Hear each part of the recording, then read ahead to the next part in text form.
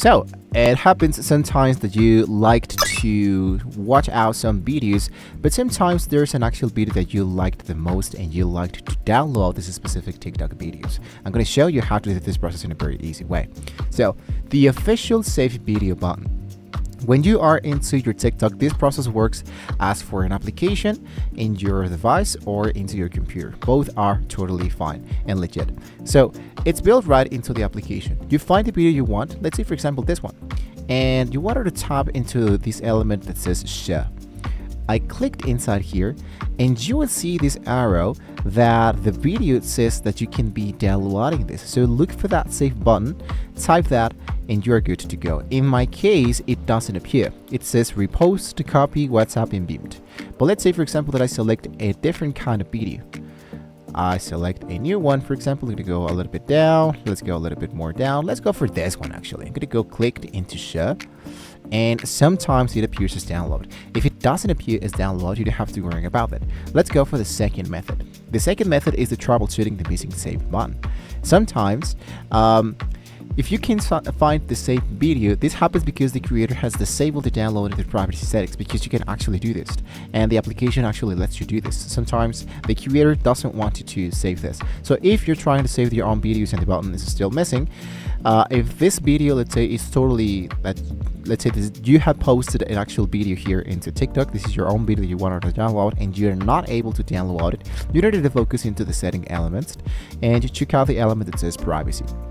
Directly into the privacy element, what you want to do is that you want to scroll a little bit down and you want to look for the element that says download. If you don't see the download, you should see the element that appears directly inside all my data. So the download, my preferences, for example, basically what you need to do is to make sure that the download is enabled. Once you have now successfully processed that element, what you can do now is to go back directly inside. I'm going to go for mail like this. I'm going to go directly inside its element. I'm going to go back directly into my videos and I can download it. So now there's another way that you can download in a specific video. Let's go back again into the For You section. I'm going to copy this element and I'm going to open a new tab into your device, whatever device that you're currently using. Let's go for SnapTik. SnapTik, the application, is a website, a free website where you can download a TikTok video without the actual watermark.